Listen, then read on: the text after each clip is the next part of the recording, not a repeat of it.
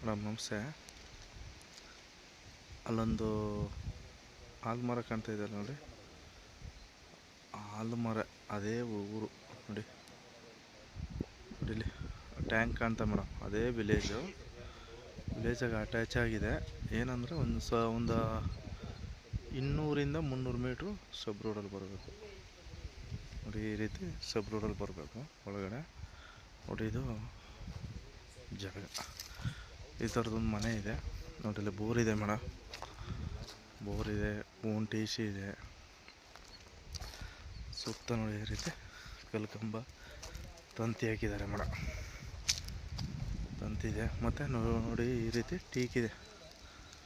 ಇದು 2 ಕುಂಟೆ ಕಡಿಮೆ 2 ಎಕರೆ ಇದೆ ಮೇಡಮ್. 2 ಎಕರೆ ಬರಾಬರಿ, ತುಂಬ ಚೌಕಟ್ಟಾಗಿ ಒಂದು ಸಮತಟ್ಟವಾಗಿ ಭೂಮಿ ತುಂಬ ಚೆನ್ನಾಗಿದೆ.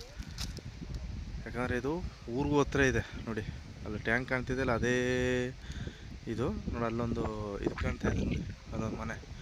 ಅದೇ ತಾರ್ ರೋಡು. ಆ ತಾರ್ ರೋಡಿಂದ ಒಂದು 300 ಮೀಟ್ರು ಸಬ್ ರೋಡಲ್ಲಿ ಬರಬೇಕು. ಲಾರಿ ಕಾರು ಎಲ್ಲ ಬರ್ತಕ್ಕಂಥ ರಸ್ತೆ ಮೇಡಮ್ ನೋಡಿ.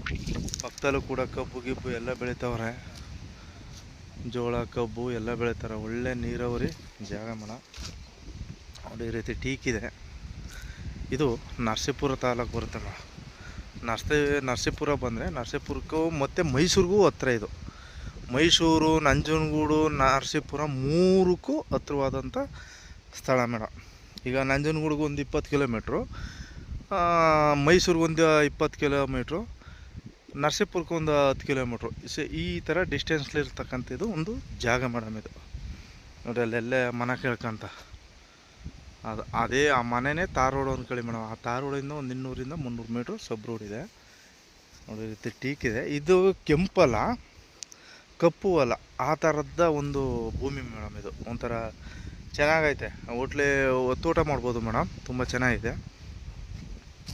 ಇದು ಕೆಂಪು ಮೇಲೆ ಕಪ್ಪು ಅಲ್ಲ, ಕೆಂಪು ಅಲ್ಲ, ಆ ಥರ ಇದೊಂಥರ ಬ್ಲ್ಯಾಕ್ ಶೈಲು.